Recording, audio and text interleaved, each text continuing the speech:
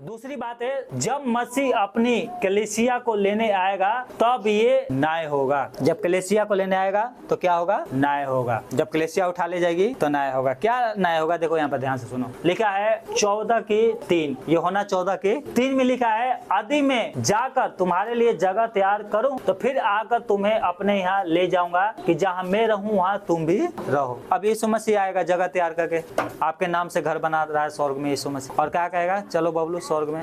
तो बबलू क्या है? दारू पी के तो घर में पड़ा हुआ है ना, तो यीशु मसीह उठाएगा, आओ चलो। तो यीशु मसीह क्या देखेगा? ये तो दारू पिया तो सीधा इसका नाम काट दो। पता है? नाम कट जाएगा। नाम कट गया तो बस खत्म। दारू पीने स्वर्ग में जाएंगे? नहीं जाएंगे। गाली देने वाले स्वर्ग में नहीं जाएंगे। Hallelujah, hallelujah.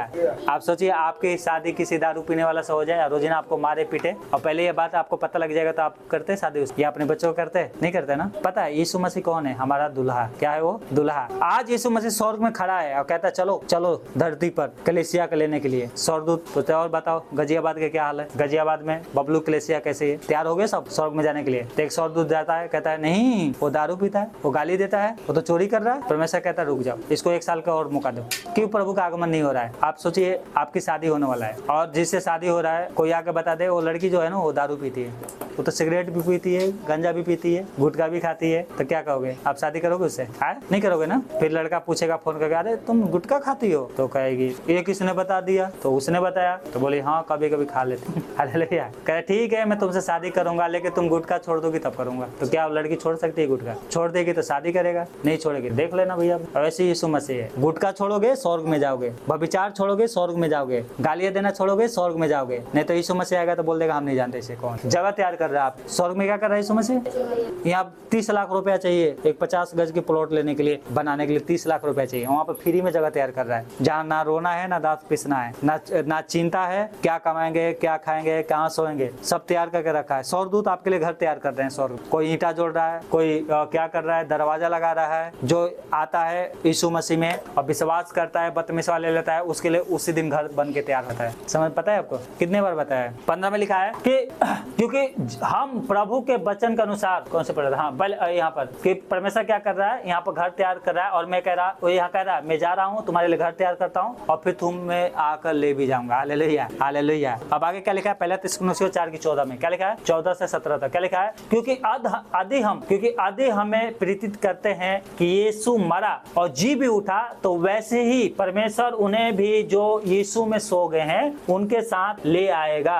और क्योंकि हम प्रभु के वचन के अनुसार तुमसे ये कहते हैं कि हम जो जीवित हैं और प्रभु के आने तक बचे रहेंगे तो सोए हुए से कभी आगे ना बढ़ेंगे। क्योंकि प्रभु आप ही स्वर्ग से उतरेगा, यीशु मसीह आप ही स्वर्ग से उतरेगा। उस समय ललकार और प्रधान दूत का शब्द सुनाई देगा और परमेश्वर की तुरही फूकी जाएगी और जो मसीह में मरे हैं वो पहले जी उठेंगे।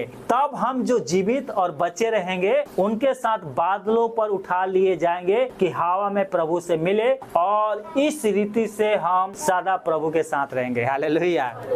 पता है आपको? नहीं पता तो मैं बता देता हूँ। जिनका बपतिस्मा हो गया और वो मर गए वो क्या है? स्वर्ग में क्या कर रहे हैं? राज्य कर रहे हैं। पता है आपको? और अगर किसी का बच्चा मर गया है, अगर किसी का पति मर गया है तो वो स्वर्ग में राज्य कर रहा है और इंतजार कर रहा है कि आप उससे कब मिलेंगे। हालेलुया। यीशु मसीह आएगा उनको लेकर। अगर बाय चांस हम भी मर जाएंगे तो हम जीवित हो जाएंगे, परंतु अगर नहीं मरेंगे और आज यीशु मसीह आ गया तो हम सब क्या है? बादलों पर उठा लिए जाएंगे और अपने बाप दादाओं से, अपने बच्चों से जो मर जाते हैं छोटे छोटे, किसी का पति मर गया है चाहे एक्सीडेंट में चाहे कैसे भी, उसका बपतिस्मा हो गया है, वो प्रभु के पास गया है और वो मिलने के लिए तैयार है। अभी एक किसी का पति मर गया, किसी का पति मर गया तो क्या कहती है? मैं तो इतना प्रार्थना करती थी, इतना मैं प्रभु के साथ चलती थी, फिर मेरा पति मेरे साथ ऐसा क्यों हो गया? हम नहीं मानेंगे यीशु मसीह को, हम यीशु मसीह को नहीं मानेंगे। क्यों नहीं मानेंगे? क्योंकि मेरा पति मर गया।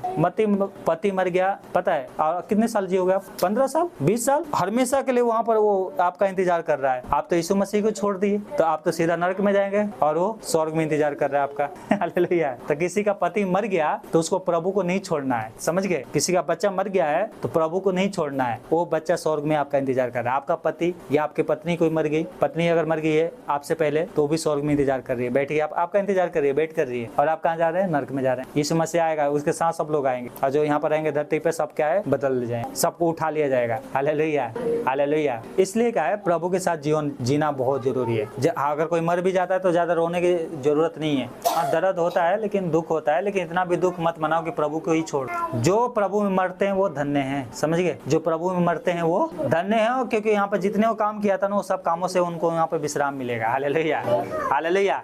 ये दूसरी बात है। तीसरा बात क्या है?